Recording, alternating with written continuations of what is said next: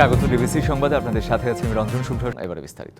শেখ হাসিনাকে ফেরাতে জাতিসংঘের ফ্যাক্ট ফাইন্ডিং মিশনের প্রতিবেদন ভারতের উপর চাপ বাড়াতে পারে, এমন ইঙ্গিত দিয়েছেন পররাষ্ট্র মন্ত্রণালয়ের মুখপাত্র রফিকুল আলম।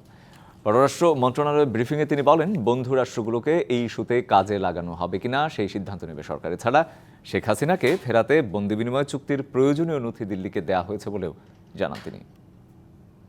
জাতিসংঘের এই প্রতিবেদনে ফ্যাক্ট ফাইন্ডিং টিমের কার্যপরিধি অনুযায়ী আলোচ্য সময়কালে সংঘটিত ঘটনার দায় নিরূপণ, কারণ অনুসন্ধান এবং ভবিষ্যতে পুনরাবৃত্তি রোধে সুপারিশমালা প্রদান করা হয়েছে। সাবেক প্রধানমন্ত্রী শেখ হাসিনাকে ফিরিয়ে আনার জন্য এক্সট্রাডিশন ট্রিটির অধীনে সংশ্লিষ্ট মন্ত্রণালয় থেকে প্রাপ্ত চুক্তিতে উল্লেখিত প্রয়োজনীয় ডকুমেন্টস ও তথ্যাদি ভারত সরকারকে প্রেরণ করা হয়েছে।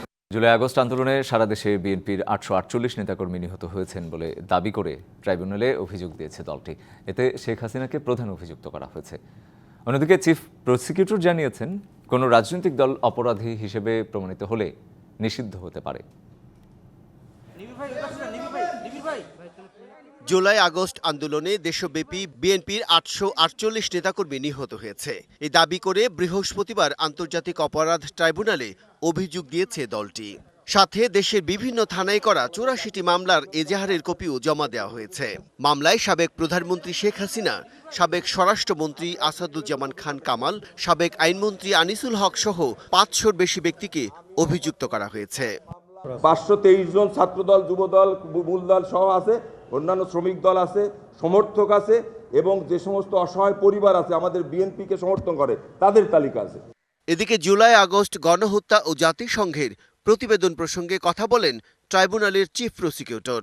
জানান, কোনো ব্যক্তি বা প্রতিষ্ঠান রাষ্ট্রের ঊর্ধ্বে নয়। দলগতভাবে অপরাধের প্রমাণ পাওয়া গেলে দলের বিরুদ্ধেও পদক্ষেপ নেওয়ার সুযোগ আছে। সেক্ষেত্রে রাষ্ট্রের উদ্যোগ নেওয়া প্রয়োজন বলে মনে করেন তিনি। দলগতভাবে অপরাধের প্রমাণ পাওয়া গেলে সেই দল বা সংগঠনের বিরুদ্ধে ব্যবস্থা নেওয়ার সুযোগ আমাদের আইনে আছে। সেটা ভবিষ্যতে করা হবে কিনা এটা আমরা এখনো সিদ্ধান্ত নেইনি। তবে অভিযোগ, তথ্য প্রমাণাদি আছে এখন পর্যন্ত বিদ্যমান। প্রয়োজন হলে সেই ব্যাপারে যথাযথ পদক্ষেপ গ্রহণ করা হতে পারে, বাট এটার পেছনে রাষ্ট্রের একটা সিদ্ধান্তের প্রয়োজন হবে। Bijan Kumar Das, DBC news, Dhaka. জাতীয় নির্বাচনের আগে কোনোভাবেই স্থানীয় নির্বাচন চায় না বিএনপি। দলটি এও বলেছে, কোন দল নিষিদ্ধ হবে আর কোন দল নির্বাচনে অংশ নেবে তা নির্ধারণ করবে দেশের জনগণ। অন্যদিকে নির্বাচনের আগে ন্যূনতম সংস্কার চায় জামায়াত। বৃহস্পতিবার সকালে গুলশানে বিএনপি চেয়ারপারসনের কার্যালয়ে দলের মহাসচিবের সাথে সৌজন্য সাক্ষাৎ করেন ঢাকায় নিযুক্ত British high commissioner James Goldman. সাক্ষাৎ শেষে পরে ব্রিফ করেন বিএনপি মহাসচিব। প্রশ্নের জবাবে তিনি বলেন, দ্রুত সময়ের মধ্যে জাতীয় নির্বাচন দিতে হবে। যত দ্রুত নির্বাচন হবে ততই আপনাদের রাজনীতি সহজ হবে, বাংলাদেশের মানুষ একটা স্থিতিশীল অবস্থার মধ্যে আসবে, বাংলাদেশে একটা স্থিতিশীলতা ফিরিয়ে নিয়ে আসা, অন্যদিকে একটা গভর্নেন্স চালু করা। ইলেক্টেড গভর্নমেন্ট না হলে এটাকে নিয়ন্ত্রণ করা খুব কঠিন। তো এখন তো একটা ভোটার সিচুয়েশন চলছে। এদিকে এক যুগ পর নির্বাচন কমিশনের সঙ্গে বৈঠক করে বাংলাদেশ জামায়াতে ইসলামী। পরে সাংবাদিকদের সঙ্গে কথা বলেন দলের নেতা মিয়া গোলাম পরোয়ার। জানান, আনুপাতিক হারে নির্বাচন ব্যবস্থার পক্ষে তার দল। প্রপোর্শনাল রিপ্রেজেন্টেশন, পিআর, আনুপাতিক প্রতিনিধিত্ব হারে যে নির্বাচনের ব্যবস্থা আধুনিক গণতান্ত্রিক বিশ্বে প্রায় 60টির অধিক দেশে এটা প্রচলিত আছে। নির্বাচনকে কালো টাকা এবং পেশি শক্তি থেকে মুক্ত করে ফ্রি ফেয়ার একটা ইলেকশন এবং পার্লামেন্টকে যদি দক্ষ পার্লামেন্টারদের দ্বারা, আইন প্রণেতাদের দ্বারা পরিচালিত করতে হয়, তাহলে এই পদ্ধতিটাই বাংলাদেশের জন্য খুবই উপযোগী। এদিকে বিএনপি মহাসচিব বলেন, আনুপাতিক হারে নির্বাচন ব্যবস্থার পক্ষে নয় বিএনপি। জোরালোভাবে বিরোধী। আনুপাতিক হারে নির্বাচনের কোনো ব্যবস্থাকে আমরা সমর্থন করবো না, কারণ এখানকার মানুষ এটাতে অভ্যস্ত না। এগুলো তো আমরা সমস্ত রাজনৈতিক বিবেচনায় দেশকে আরো ভঙ্গুর অবস্থায় নিয়ে যাওয়ার একটা পরিকল্পনা ছাড়া কিছু নয়। দিন তারিখ বড় কিছু নয়, আগে সম্পূর্ণ সংস্কার করে নির্বাচন চায় জামায়াত। জনগণের আকাঙ্ক্ষাই হচ্ছে স্থানীয় সরকার নির্বাচনটা আগে হোক। আমরা কোনো দিন মাস ক্ষণ বেঁধে দিইনি। মাস আমাদের কাছে ফ্যাক্টর নয়। মাস হচ্ছে যে সংস্কারটা পূর্ণ করে ইলেকশন ফেয়ার হবে কিনা, সেটার জন্য যে মাস লাগে আমরা তার জন্য প্রস্তুত আছি। অন্যদিকে কোন দল নিষিদ্ধ হবে বা নির্বাচনে অংশ নিতে পারবে না সেটি জনগণের সিদ্ধান্ত বলে মনে করে বিএনপি। এই বিষয়গুলো তো আমরা আমাদের মতামত আগেই বলেছি। আপনারা জানেন যে আমরা বলেছি যে জনগণ সিদ্ধান্ত নেবে। সাব্বির রোজ, ডিবিসি নিউজ, ঢাকা। র্যাব বিলুপ্তি ও বিজিবিকে শুধু সীমান্তে রাখা সহ জাতিসংঘের বিভিন্ন সুপারিশের বিষয়ে আলোচনা সাপেক্ষে সিদ্ধান্ত নেওয়া হবে বলে জানিয়েছেন স্বরাষ্ট্র উপদেষ্টা। তবে প্রাথমিকভাবে অভিযুক্তদের চাকরি থেকে সাময়িক বহিষ্কার করা উচিত বলেই মনে করেন আন্তর্জাতিক অপরাধ ট্রাইব্যুনালের চিফ প্রসিকিউটর তাজুল ইসলাম। একই সাথে জাতিসংঘের প্রতিবেদনকে আদালতে দলিল হিসেবে ব্যবহার করা হবে বলেও জানান তিনি। জুলাই আগস্টে গণহত্যায় পুলিশ, র্যাব, বিজিবির মতো শীর্ষ আইনশৃঙ্খলা রক্ষাকারী বাহিনীর সম্পৃক্ততা পেয়েছে জাতিসংঘের ফ্যাক্ট ফাইন্ডিং কমিটির সদস্যরা। এই ধরনের মানবতাবিরোধী অপরাধ যাতে আর সংগঠিত না হয় তাই 50টি সুপারিশ তাদের, যার মধ্যে অন্যতম ছিল র্যাব টেলিযোগাযোগ নজরকারী সংস্থা বিলুপ্ত করার। স্বরাষ্ট্র উপদেষ্টা জানালেন, আলোচনা করে এই বিষয়ে সিদ্ধান্ত নেবে সরকার। এটার অবস্থানটা হলো, এটা তো একটা প্রস্তাব তাদের দিছে, আমরা সবাই বসবো, বসার পরে যে আমাদের ডিসিশন এটা জানাবো। সরকারের পক্ষ থেকে তো তাদের এটা ওয়েলকাম করা হয়েছে, তারা একটা ভালো কাজ করছে। জাতিসংঘের এই প্রতিবেদন বিচার কাজে দলিল হিসেবে ব্যবহার করা হবে উল্লেখ করে আন্তর্জাতিক অপরাধ ট্রাইব্যুনালের চিফ প্রসিকিউটর জানিয়েছেন, প্রাথমিকভাবে অভিযুক্তদের বিরুদ্ধে শাস্তিমূলক ব্যবস্থা নেওয়া উচিত। যে সমস্ত অফিসাররা এই ঘটনার সাথে জড়িত ছিল বলে প্রাথমিক তথ্য প্রমাণে পাওয়া যাবে, জাতিসংঘ সুপারিশ করেছে প্রত্যেককে সাসপেন্ড করার জন্য, ফেয়ার এবং ইম্পার্শিয়াল ট্রায়াল যাতে হতে পারে। এই আইনে মানবতা বিরোধী অপরাধ, গণহত্যা, যুদ্ধ অপরাধ, এই সমস্ত আন্তর্জাতিক আইনের অধীনে যেসব অপরাধ আছে তার বিচার করা যায়। অন্যদিকে সচিবালয় বিদেশি নাগরিকদের জন্য অনলাইন ভিসা অ্যাপ্লিকেশন অ্যাপ উদ্বোধন করে স্বরাষ্ট্র উপদেষ্টা বলেন, এখন থেকে অনলাইনে 10 মিনিটে অন অ্যারাইভাল ভিসা পাবেন বিদেশি নাগরিকরা। 30 দিনের জন্য এই ভিসা দেয়া হবে। বর্তমানে 14টি দেশের নাগরিকরা বাংলাদেশের অন অ্যারাইভাল ভিসা পেয়ে থাকেন। Tahsina Jessy, DBC news, Dhaka. Doctor Mohammad ইউনূসকে সভাপতি করে 7 সদস্যের জাতীয় ঐকমত্য কমিশন গঠন হয়েছে। এই সংক্রান্ত প্রজ্ঞাপনও জারি করা হয়েছে। অন্যদিকে সাংবিধানিক কাউন্সিল এনসিসি গঠন করা হবে উল্লেখ করে সংবিধান সংস্কার কমিশনের প্রধান অধ্যাপক আলী রিয়াজ বলেছেন, জনমত না নিয়ে সংবিধান সংশোধনের বিষয়টি যেভাবে অপব্যবহার করা হয়েছে তাও রোধ করা যাবে। আগামী নির্বাচন সামনে রেখে পুলিশের কার্যক্রম, নির্বাচন ব্যবস্থা, জনপ্রশাসন, বিচার বিভাগ এবং দুর্নীতি সংক্রান্ত যেসব সুপারিশ সংস্কার কমিশনগুলো করেছে তা নিয়ে রাজনৈতিক দলগুলোর সঙ্গে আলোচনা করে পরবর্তী পদক্ষেপ নেওয়া হবে। এই কাজের লক্ষ্যেই গঠন হলো জাতীয় ঐকমত্য কমিশন, যার সভাপতি প্রধান উপদেষ্টা অধ্যাপক ডক্টর মোহাম্মদ ইউনূস। সংবিধান সংস্কার কমিশনের প্রধান অধ্যাপক আলী রিয়াজ এই কমিশনের সহসভাপতি, আর কমিশনের সদস্য 7 জন। গতকাল বুধবার মন্ত্রিপরিষদ বিভাগ এ সংক্রান্ত একটি প্রজ্ঞাপন জারি করেছে। কমিশনের মেয়াদ হবে কার্যক্রম শুরুর তারিখ থেকে 6 মাস। প্রধান উপদেষ্টার কার্যালয় এই কমিশনকে সাচিবিক সহায়তা দেবে। এদিকে সকালে জাতীয় সংসদ ভবনের এলডি হলে সংবাদ সম্মেলনে সংবিধান সংস্কার কমিশনের প্রেস ব্রিফিংয়ে আলী রিয়াজ বলেন, সংবিধান সংশোধনে জনগণের মতামত নেওয়া হয়নি, ফলে সংকট তৈরি হয়েছে। আমরা ক্ষমতার কেন্দ্রীকরণ রোধের জন্য বিদ্যমান প্রতিষ্ঠানগুলোকে জোরদার করার পাশাপাশি নতুন প্রতিষ্ঠান গড়ে তোলার জন্য সুপারিশ করেছি। প্রধানমন্ত্রী পদের একচ্ছত্র ক্ষমতা হ্রাসের জন্য বিভিন্ন ধরনের ব্যবস্থার সুপারিশ করেছি, যার মধ্যে তিনি যেন একাধিক পদে অধিষ্ঠিত হতে না পারেন সেটার সুপারিশ করেছি। 2024 সালের গণ অভ্যুত্থানের আকাঙ্ক্ষার প্রতিফলন হিসেবে সাম্য ও গণতন্ত্র প্রস্তাব করেছে কমিশন। বিভিন্ন ধরনের ব্যবস্থার সুপারিশ করেছি। Farhana Juthi, DBC news, Dhaka. গাজীপুরে সাবেক মন্ত্রী মোজাম্মেল হকের বাড়িতে সংঘাতের ঘটনায় নিহত বৈষম্য বিরোধী কর্মী আবুল কাশেমের দাফন হয়েছে। বুধবার বিকেলে ঢাকা মেডিকেল কলেজ হাসপাতালে তার মৃত্যু হয়। স্বজনহীন কাশেমের দাফন ও জানাজার সকল দায়িত্ব পালন করে বৈষম্য বিরোধী ছাত্ররা। হামলা জড়িতদের দ্রুত বিচারের আওতায় আনার দাবি তাদের। মরদেহবাহী ফ্রিজিং গাড়িতে নিথর কাশেম। জানা যায় হাজার হাজার মানুষের ভিড় থাকলেও নেই কোনো স্বজনের আহাজারি। বাবা ও ভাইহারা কাশেম মুক্তি পেয়েছে পৃথিবীর সকল দায় থেকে। কয়েক বছর আগেই বাবা ও ভাইকে হারান কাশেম। মা অন্যত্র বিয়ে করে চলে যান। একমাত্র বোনের দেখা মেলেনি কোথাও। আপন কেউ না থাকায় বৈষম্য বিরোধী ছাত্র আন্দোলনের কেন্দ্রীয় সদস্য সচিব নিজেই স্বাক্ষর করে কাশেমের মরদেহ গ্রহণ করেন। আমাদের ছাত্র ভাইদের সাথে সে সর্বক্ষণিক কানেক্টেড ছিল। ছাত্র জনতাই তার অভিভাবক। এখন কাশেমের মৃত্যুতে আবারও উত্তাল গাজীপুর। বুধবার বিক্ষোভ মিছিল করেন বৈষম্য বিরোধী ছাত্ররা। সাবেক মন্ত্রী আকম মোজাম্মেলের বাড়ি থেকে আহত কাশেমকে উদ্ধারকারী সহ সবাই চান দোষীদের উপযুক্ত বিচার। বিদেশে পাড়ি দেয়া আওয়ামী লীগ নেতাদের দেশে ফিরিয়ে এনে বিচারের আওতায় আনার দাবি বৈষম্য বিরোধী ছাত্রদের। এই নৃশংস হত্যার আমরা বিচার দাবি করছি। আমরা সাধারণ যে ছাত্র সমাজ আছি, আমরা এই হত্যাকাণ্ডের দোষীদের উপযুক্ত শাস্তি চাই। যারা ছিলেন, যাদেরকে আহত করা হয়েছে, যাদেরকে আক্রমণ করা হয়েছে, যারা আক্রমণ করেছেন প্রত্যেককে চিহ্নিত করে যাতে আমরা গ্রেপ্তার করতে পারি এবং বিচারের মুখোমুখি করতে পারি, সেজন্য আমরা ছাত্র জনতাকে সাথে নিয়ে কাজ করব। বিস্ফোরক আইনে মামলা হলেও কাশেমের মৃত্যুতে এর সাথে 302 ধারা যুক্ত হবে বলছেন আইনজীবী। আবুল কাশেম যিনি গতকাল মারা গেছেন, এখন এটার মোটিভ এবং নেচার এটা চেঞ্জ হয়ে যাবে। মামলার 302 যে ধারাটা এটা সংযোজন হবে। প্রকৃত যেই আসামিগুলো তাদেরকে এই আইনের আওতায় আনার জন্য রিমান্ড এখন খুবই অপরিসীম এবং খুবই জরুরি। দুপুরে বোটবাজার এলাকায় তৃতীয় জানাজা শেষে এলাকার কবরস্থানে দাফন করা হয় নিহত আবুল কাশেমকে।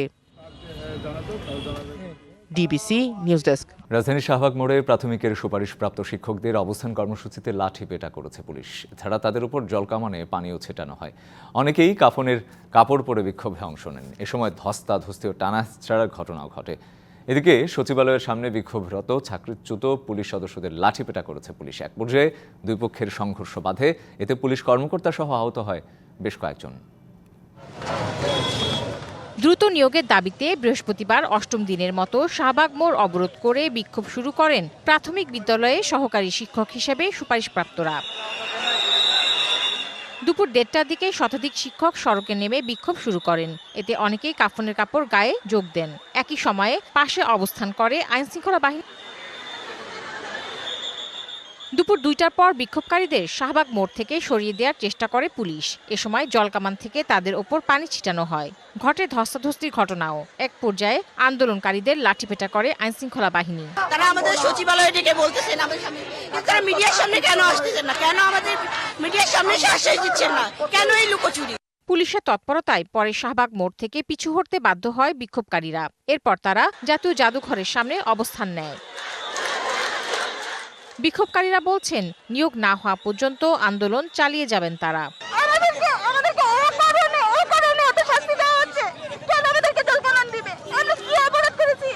এদিকে দুপুর 12টার দিকে চাকরি ফিরিয়ে দেওয়ার দাবিতে প্রেস ক্লাবের সামনে জড়ো হয় নানা অভিযোগে চাকরিচ্যুত পুলিশ সদস্যরা। পরে বিক্ষোভ মিছিল নিয়ে সচিবালয়ের সামনে অবস্থান নিতে চাইলে তাদের সরিয়ে দেওয়ার চেষ্টা করে পুলিশ। এক পর্যায়ে শুরু হয় সংঘর্ষ। এ সময় রমনা জোনের ডিসি সহ আহত হয় কয়েকজন। পরে আটক করা হয় আন্দোলনরত 5 জনকে। Tahsina Jessy, DBC news, Dhaka. মিয়ানমারের রাখাইনে চলমান পরিস্থিতির কারণে সেখানে খাদ্য সংকটের শঙ্কা রয়েছে, আর এতে বাংলাদেশ থেকে খাদ্যশস্যের চোরাচালান হতে পারে।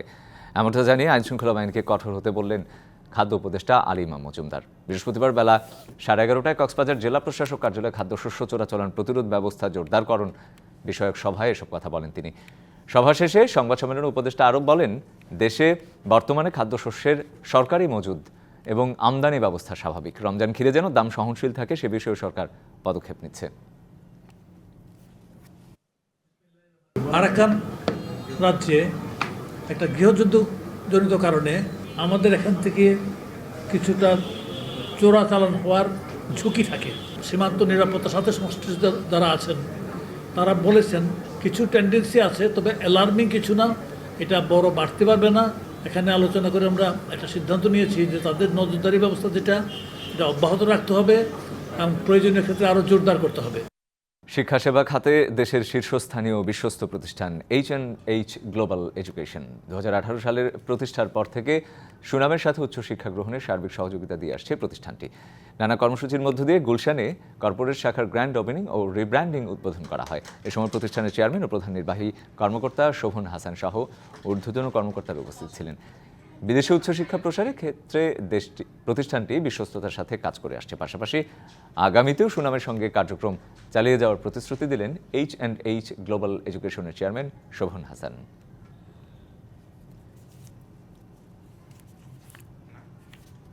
চোখের ছানি রিফ্র্যাক্টিভ সার্জারি সম্পর্কিত গ্লোবাল আপডেট শীর্ষক আন্তর্জাতিক সেমিনার অনুষ্ঠিত হয়েছে। দুপুরে ঢাকা সেনানিবাসের CMH-এর অ্যাডমিন ব্লকের কনফারেন্স রুমে ছিল আয়োজন। সেমিনারে দেশ বিদেশের সেরা চক্ষু বিশেষজ্ঞ সার্জনরা অংশ নেন। সেমিনারের শুরুতেই একটি লাইভ সার্জারির আয়োজন করা হয়। এতে চিকিৎসকদের হাতে কলমে সার্জারির বিভিন্ন দিক প্রদর্শন করা হয়। চিকিৎসকেরা পুরো সেশন মনোযোগ দিয়ে প্র্যাকটিক্যাল শিক্ষা নেন। সফল অপারেশনের মধ্য দিয়ে সার্জারি শেষ হয়। বিশেষজ্ঞ চিকিৎসক ও সার্জনরা চোখের ছানি অপারেশনের সূক্ষ্ম দিক সমূহ তুলে ধরেন। ছানি অপারেশনের বিভিন্ন চিকিৎসা কৌশল তুলে ধরেন আমন্ত্রিত চিকিৎসক ও অতিথিদের সামনে। এবারে জানাবো অমর একুশে বইমেলার খবরাখবর।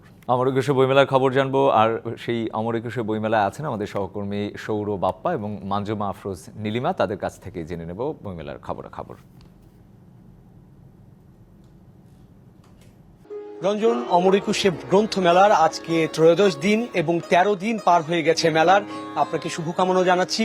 এবং মেলার এই 13তম দিন কিন্তু আজকে সপ্তাহের শেষ কর্মদিবস, বৃহস্পতিবার, যার ফলে বিকেল থেকেই কিন্তু আমরা দেখছি গণমানুষের, বই প্রেমীদের, পাঠকদের পদচারণায় মুখরিত হয়েছে মেলা প্রাঙ্গণ। এবং আগামীকাল যেহেতু ছুটির দিন, সাপ্তাহিক ছুটির দিন, প্রকাশক এবং লেখকদের আশা আগামীকাল এই ভিড় আরো বাড়বে এবং বইমেলা পরিণত হবে জন অরণ্যে। আমরা আজকে যতদূর সর্বশেষ খবর পেয়েছি, আজকের দিনে 85টি নতুন বই প্রকাশিত হয়েছে এবং এই পর্যন্ত এই 13তম দিনে মোট বইয়ের সংখ্যা, প্রকাশিত বইয়ের সংখ্যা 1002টি। আমাদের সাথে এই মুহূর্তে আছেন কথা সাহিত্যিক সক্রিত নোমান। তার এই মেলায় তার নতুন কিছু বই মুক্তি পেয়েছে, প্রকাশিত হয়েছে। আমরা কথা বলবো তার সাথে। কেমন আছেন সক্রিত নোমান? ভালো আছি, আশা করি আপনিও ভালো আছেন। আচ্ছা, এই মেলায় কি কি বই এলো আপনার? আমার একটি উপন্যাস প্রকাশিত হয়েছে, এটা হচ্ছে অন্য প্রকাশ থেকে। উপন্যাসটির নাম আচার্য ও তার অলিক পাণ্ডুলিপি। উপন্যাসটি একজন লেখককে নিয়ে চরিত্র করে আমি উপন্যাসটি লিখেছি। তিনি একটি বিশ্ববিদ্যালয়ের অধ্যাপক, তিনি খ্যাতিমান লেখক। তার জীবন, তার জীবনের হাহাকার, বেদনা, আনন্দ, প্রেম, অপ্রেম, বিষাদ, দাম্পত্য এবং দাম্পত্য সংকটকে কেন্দ্র করে আমি আমার উপন্যাসটি। এটা বইমেলার প্রথম দিন থেকেই অন্য প্রকাশের পেভিলিয়নে এটা পাওয়া যাচ্ছে। এছাড়া আমার 34টি গল্পের সংকলন প্রকাশিত হয়েছে, নির্বাচিত গল্প নামে অনন্য প্রকাশনী বইটি প্রকাশ করেছে। দুটিকে আমি নতুন বই বলছি। এছাড়াও আরো অনেক বই, যেমন খ্যাতিমানদের শৈশব নামে একটি বই আছে, সেটি প্রকাশ করেছে অনিন্দ প্রকাশ। এটা নতুন সংস্করণ, এটা অনেক আগের বই। তারপরে ইতি প্রকাশন থেকে প্রকাশিত হয়েছে বাঙালি মনীষীদের ছেলেবেলা। 17 জন মনীষী, রবীন্দ্রনাথ থেকে শুরু করে আমাদের লালন, হাসন, যারা যারা আছেন তাদের শৈশবকে আমি ধরার চেষ্টা করেছি। তারপরে বেগানা উপন্যাসটির নতুন সংস্করণ একটি আসার কথা রয়েছে বেঙ্গল বুকস থেকে। এখনো পর্যন্ত সম্ভবত প্রচ্ছদ হয়নি, মেলার শেষের দিকে হয়তো সেটা আসতে পারে। এ হচ্ছে আমার নতুন বই। অবশ্যই, সেই সাথে শুভকামনা আপনার জন্য। সেই সাথে এইবারের মেলার সার্বিক পরিস্থিতি কি দেখছেন? এবং কিছু ঘটনা ঘটেছে কিছুদিনও আমরা দেখেছি, যেখানে অনেক লেখক এবং প্রকাশকরা নিরাপত্তা নিয়ে একটা অভিযোগ তুলছিলেন এবং দুশ্চিন্তা করছিলেন। আপনি এই জায়গাটিকে কিভাবে দেখছেন? আমরা তো একটি সংকটকাল নিঃসন্দেহে পার করছি, একটা অস্থির সময় পার করছি। সেই অস্থির সময়ের কিছুটা প্রভাব বইমেলাতে যে পড়বে না তা কিন্তু ঠিক না। বইমেলা তো পড়েছে, যেটা আমাদের কাঙ্ক্ষিত ছিল না, সে অনাকাঙ্ক্ষিত বিষয়টি ঘটেছে। এটা কিন্তু একটা নেতিবাচক প্রভাব আছে। যারা যেসব পরিবার সন্তান নিয়ে, স্ত্রীকে নিয়ে কিংবা কাছের মানুষকে নিয়ে বইমেলা আসার কথা ছিল, তাদের মধ্যে একটা আশঙ্কা ঢুকেছে। যেমন আমরা দেখেছি অতীতে প্রতি বৃহস্পতিবারে বইমেলা জমজমাট থাকে সাধারণত। সপ্তাহের শেষ কর্মদিন যারা ইউনিভার্সিটিতে পড়েন, কলেজে পড়েন, তারা সদল বলে সবান্ধব সবাই বইমেলা আসেন, অনেকক্ষণ দীর্ঘক্ষণ আড্ডা দেন, বই বেচা বিক্রি হয় অনেক। কিন্তু আজকে বৃহস্পতিবার মেলাটাকে সে অর্থে জমজমাট দেখছি না। এবং বইমেলার আজকে 13তম দিন অতিক্রান্ত হচ্ছে। অন্যান্য বছরে বইমেলার 13তম দিনই কিন্তু প্রকাশকরা সন্তুষ্টি প্রকাশ করেন যে এবার বইমেলায় বাচ্চা বিক্রি ভালো হচ্ছে, সবার মুখে এক ধরনের হাসি থাকে। এবার তা হচ্ছে না। এটা খুবই স্বাভাবিক বলে আমি মনে করছি, যেহেতু একটা অস্থির সময় আমরা পার করছি। চারদিকে অর্থনৈতিক সংকট তো আমাদের আছেই, মানুষের হাতে হয়তো ওইভাবে টাকা পয়সা নাই। কিন্তু আমরা আশা করছি অর্ধ মাস অতিক্রান্ত হওয়ার পরে, বইমেলা যখন 15 তারিখ অতিক্রান্ত হবে, বইমেলা জমবে, পাঠকরা আসবে, অবশ্যই বই বিক্রি হবে। অনেক নতুন নতুন বই আসছে, অনেক ভালো বই আসছে। আমাদের যেখানে যারা প্রথম শ্রেণীর প্রকাশক, তারা চমৎকার চমৎকার সব বই এনেছে এবং আরো বই আসবে। সেই বইগুলো পাঠক যদি নাও কিনে, আমি আশা করছি যে বইমেলা এখন দেখে দেখে বইমেলার পরে তাদের হাতে যখন সময় সুযোগ আসবে, তারা বইগুলো সংগ্রহ করবেন। আমি সব মিলিয়ে বইমেলাটাকে একটি ইতিবাচকভাবে শেষ হোক, এটাই কামনা করি। অবশ্যই আমরাও তাই চাই, বইমেলা সুন্দরভাবে শেষ হোক, ইতিবাচকভাবে শেষ হোক। সেই সাথে এইবারের বইমেলায় কিন্তু পরিসরটা অনেকটা বেড়েছে। সোহরাওয়ার্দী উদ্যানের প্রায় পুরোটা অঞ্চল জুড়ে আমরা দেখছি যে বইমেলার অনেকগুলো স্টলও বেড়েছে, নতুন সংস্থাও বেড়েছে, নতুন প্রকাশকরাও যুক্ত হয়েছে যারা অনেকদিন ছিল না। এই বিষয়টাকে আপনি কিভাবে দেখছেন? বাংলা একাডেমি কর্তৃপক্ষ কিন্তু শুরুতে বলছিল, আমাদের মহাপরিচালক এবং সদস্য সচিব যারা আছেন তারা কিন্তু বলছিলেন যে তারা চাচ্ছেন এইবারের বইমেলাটি আরো অংশগ্রহণমূলক হোক, আরো অবাধ হোক এবং আরো সবার সম্পৃক্ততা হোক। সেই জায়গাটি কি ঠিক আছে কিনা? আপনার জায়গা থেকে আপনি কেমন দেখছেন? এবারের বইমেলা সবচেয়ে বেশি অন্তর্ভুক্তিমূলক। 85টা নতুন প্রকাশক এই মেলায় অংশগ্রহণ করেছে, যারা আগে কখনো অংশগ্রহণ করেনি। তার মানে হচ্ছে আমরা ভেবে নিতে পারি এদেশে প্রকাশকের সংখ্যা বাড়ছে এবং বইয়ের সংখ্যা বাড়ছে। তার মানে হচ্ছে যারা আমরা বলি সবসময় যে বই বিক্রি হয় না, বইয়ের পাঠক কম, কথাটা সর্বাংশে সত্য না। যদি বইয়ের পাঠক কম হতো এত প্রকাশক বইমেলা অংশগ্রহণ করতো না। তার মানে হচ্ছে বইয়ের একটা নির্দিষ্ট সংখ্যক পাঠক আছে, যেই কারণে নতুন নতুন প্রকাশক আসছে। যারা এই বছর সিঙ্গেল স্টল নিচ্ছে তারা কিন্তু আগামী বছর ডাবল স্টলের জন্য আবেদন করছে। যারা এই বছর ডাবল স্টল পেয়েছে তারা এর কয়েক বছর পরে তারা চারটে স্টল কিংবা পেভিলিয়নের জন্য চেষ্টা করছে। তার মানে হচ্ছে এটা একটা বড় বিজনেস, বড় না হোক মানে মোটামুটি একটা ব্যবসা বলে আমি মনে করি। যে নতুন বই আসছে, নতুন লেখকরা আসছে, নতুন পাঠক সৃষ্টি হচ্ছে। এই যে মেলার পরিসর অনেক বড়, এর এত বড় বইমেলা এর আগে কখনোই আমরা দেখিনি, হয়নি। অনেক বড় পরিসর কিন্তু অনেক গোছানো। আপনি খেয়াল করে থাকবেন প্রত্যেকটা রো পরিসর অত্যন্ত প্রশস্ত এবং পাঠক দর্শকরা ঠিকঠাক মতো তারা অনায়াসে হাঁটাচলা করতে পারছে। ভবিষ্যতে আমার কাছে মনে হচ্ছে যেন এই মেলা যেভাবে বড় হচ্ছে, বৃদ্ধি পাচ্ছে, হয়তো কোনো একদিন আসবে যে পুরা সোহরাওয়ার্দী উদ্যান জুড়ে বইমেলা হচ্ছে। যেহেতু এটা একটা মেলা, মেলার চরিত্র কিন্তু শুধুমাত্র যে বই থাকবে তা না, বইয়ের পাশাপাশি খাবারের দোকান থাকবে, বইয়ের পাশাপাশি আরো যে আনুষঙ্গিক ব্যাপার। আপনি রাস্তায় দেখবেন অসংখ্য ছোট ছোট খাবারের দোকান, খেলনার দোকান, চুড়ির দোকান, নানা দোকান আছে। মেলা যখন বলা হয় তখন মেলাটা একটা বহু অর্থ, বইটা হচ্ছে প্রধান, কিন্তু বইয়ের পাশাপাশি আরো অনেক কিছু থাকে, যেমন এই মেলায় আছে। এই মেলায় আপনি অসংখ্য রক্তদান কর্মসূচির দোকান দেখবেন, আপনি এনজিওর স্টল দেখবেন, হ্যাঁ, আপনাদের ডিভিসির স্টল আছে, এখানে মিডিয়ার অনেক মিডিয়ার বাংলাদেশে প্রায় প্রথম শ্রেণীর যেসব গণমাধ্যম আছে তাদের প্রত্যেকের একটা স্টল আছে। তো আমরা মনে করি এই পরিসরটা, এই বড় আয়োজনটা শেষ পর্যন্ত সুন্দর হবে, সফল হবে এবং অনাগত দিনগুলোতে এই মেলা আরো বড় হবে। এই মেলায় সারা দেশ থেকে মানুষ অন্তত একদিন হলেও, দেশের প্রত্যেকটা মানুষ, সচেতন মানুষ, আমি বলছি না যে সবাই আসবে তা না, যারা একটু বই সংশ্লিষ্ট, তারা একটু জ্ঞানের সঙ্গে থাকেন, তারা বই মেলাটা দেখার জন্য আগ্রহ প্রকাশ করে মেলা আসবেন বলে আমি প্রত্যাশা করি। আমরাও তাই আশা রাখি যে আসলে যেহেতু বলাই হয় আমাদের এই 21-এর বইমেলা আসলে প্রাণের বইমেলা, সেই মেলা আরো জমে উঠুক এবং দর্শক এবং বই প্রেমীদের পদচারণায় মুখরিত হয়ে উঠুক। মেলার অন্য প্রান্তে আমাদের সাথে আছেন আমাদের সহকর্মী নীলিমা। নীলিমা, আপনার প্রান্ত থেকে মেলার পরিস্থিতি কেমন দেখছেন? দর্শনার্থী এবং পাঠকদের কেমন সমাগম দেখতে পাচ্ছেন? বাপ্পা আপনাকে। আমি ঠিক এখন আছি মেলার আরেকটি প্রান্তে। 21শে বইমেলা যেমন মানুষের প্রাণের মেলা, বাঙালির প্রাণের মেলা 21শে বইমেলা, আমি সেই মেলার আরেক প্রান্ত থেকে বলছি। এখানে এবারের সবথেকে আকর্ষণীয় যে বিষয়টা সেটা হচ্ছে পাঠকরা খুব চমৎকারভাবে ভিন্ন ভিন্ন প্যাভিলিয়ন কিন্তু অনেক উপভোগ করছে। যে ভিন্নধর্মী প্যাভিলিয়ন এবং ভিন্নধর্মী নামের যে প্যাভিলিয়নগুলো আছে খুব চমৎকারভাবে তারা উপভোগ করছেন। আমরা ঠিক ভিন্নধর্মী একটি প্যাভিলিয়নের একজন প্রকাশকের সাথে এখন কথা বলবো।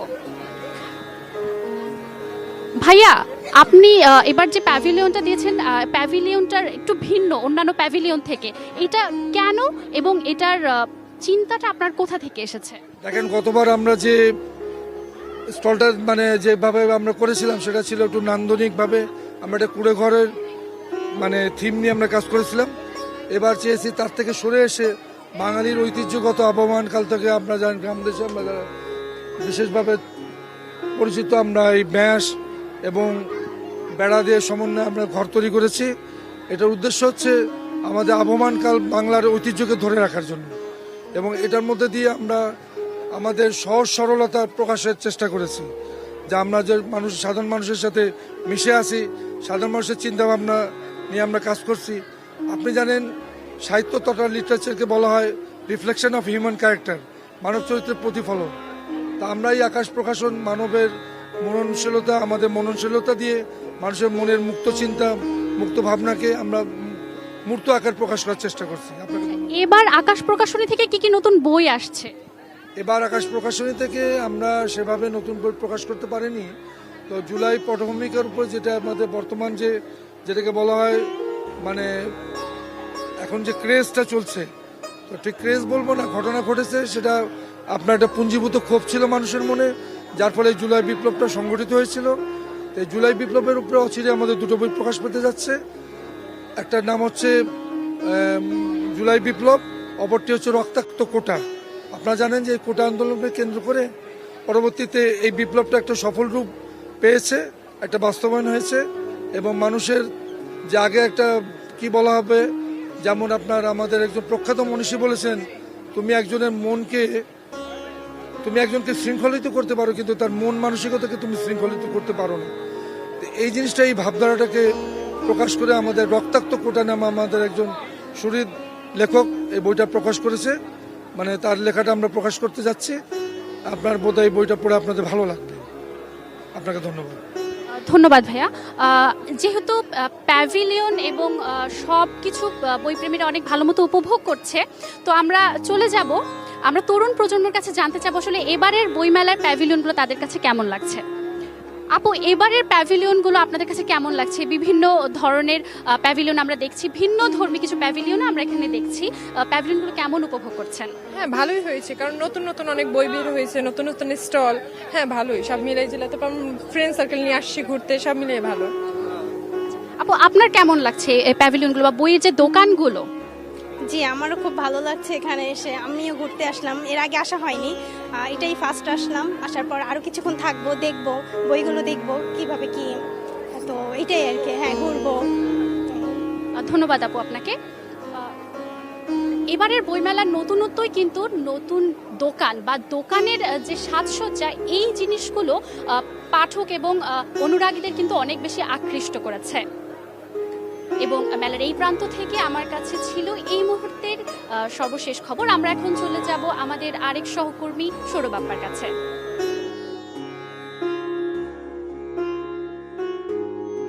আপনাকে আমাদের সাথে থাকার জন্য এবং দর্শকদের সমস্ত খবরাখবর জানানোর জন্য। অমর একুশে গ্রন্থমেলার ত্রয়োদশ দিনে আজকে প্রকাশিত হয়েছে 85টি নতুন বই, এবং এই নিয়ে এই 13তম দিনে সর্বমোট বই প্রকাশের সংখ্যা 1002টি। এবং আমরা আশা রাখছি দিনে দিনে লেখক, পাঠক এবং প্রকাশকরা যেমন আশা রাখছেন, দিনে দিনে সময়ের সাথে জমে উঠবে বইমেলা, বাড়বে বইয়ের কেনা বেচা। সেই আশা রেখেই রঞ্জন, আজকের মতো অমর একুশে বইমেলা থেকে এই ছিল সর্বশেষ পরিস্থিতি। বাপা, আপনাকে ধন্যবাদ। ট্রাম্পের কলমের খোঁচায় ইউএসএআইডির সহায়তা স্থগিতের পর প্রভাব পড়েছে এইচআইভি, পোলিও, ম্যালেরিয়া টিকার উন্নয়ন, গবেষণা, নবজাতকদের পুষ্টি ক্লিনিক সহ নানা প্রকল্পে। ক্ষতির মুখে পড়েছে বিশ্বের অন্তত 50টি দেশ। এ ঘটনায় উদ্বেগ জানিয়ে অন্য কোনো সমাধান না আসা পর্যন্ত সহায়তা চালুর আহ্বান জানিয়েছে বিশ্ব স্বাস্থ্য সংস্থা। দ্বিতীয় মেয়াদে ক্ষমতা গ্রহণের পরপরই উন্নয়ন সংস্থা ইউএসএআইডি সহ দেশটির প্রায় সব বিদেশি সহায়তা কার্যক্রম সাময়িকভাবে স্থগিতের নির্দেশ দেন মার্কিন প্রেসিডেন্ট ডোনাল্ড ট্রাম্প। আর তাতেই বেঁধেছে বিপত্তি। বিশ্বজুড়ে স্বাস্থ্যসহ আমেরিকার সহায়তার উপর নির্ভরশীল নানা খাতে নেমে এসেছে বিপর্যয়। এই সিদ্ধান্তের পেছনে ট্রাম্পের যুক্তি, ইউএসএআইডি অযোগ্য এবং দুর্নীতিগ্রস্ত। সম্প্রতি সংস্থাটির বহু কর্মীকে ছাঁটাই করা হয়েছে। ইউএসএআইডির সহায়তা স্থগিতের ঘোষণার পর প্রভাব পড়েছে ম্যালেরিয়া টিকার উন্নয়ন গবেষণা কর্মসূচিতে। বিশ্বের বিভিন্ন প্রান্তে বন্ধ হয়ে যাচ্ছে নবজাতকদের পুষ্টি ক্লিনিক সহ নানা ধরনের সহায়তা কার্যক্রম। এ নিয়ে উদ্বেগ জানিয়েছে বিশ্ব স্বাস্থ্য সংস্থা। জেনেভায় ভার্চুয়াল প্রেস কনফারেন্সে অন্য কোনো সমাধান না পাওয়া পর্যন্ত ট্রাম্প প্রশাসনকে সহায়তা তহবিল চালুর বিষয়টি বিবেচনার আহ্বান জানিয়েছেন সংস্থাটির মহাপরিচালক তেদ্রোস আধানম গেব্রিয়েসাস। বলেন, 50টি দেশে এইচআইভি চিকিৎসা ও অন্যান্য সেবা ব্যাহত হয়েছে। মার্কিন সরকার এমন কিছু পদক্ষেপ নিয়েছে যা আমাদের উদ্বেগ বাড়িয়ে দিয়েছে। বিশ্ব স্বাস্থ্যের উপর মারাত্মক প্রভাব ফেলেছে। অন্তত 50টি দেশে এইচআইভি, পোলিও, এমপক্স এবং বার্ড ফ্লু মোকাবিলায় চলমান নানা কর্মসূচি প্রভাবিত হয়েছে। ক্লিনিকগুলো বন্ধ করে দেওয়া হয়েছে এবং স্বাস্থ্যকর্মীদের ছুটিতে পাঠিয়ে দেওয়া হয়েছে।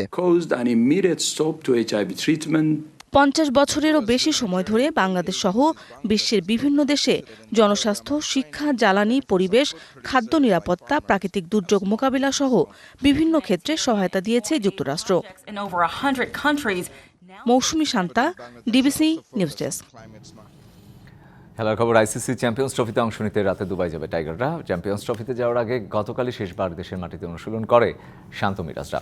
চ্যাম্পিয়ন্স ট্রফির মূল আয়োজক পাকিস্তান হলে ভারতের কারণে ম্যাচ হবে আরব আমিরাতের দুবাইও।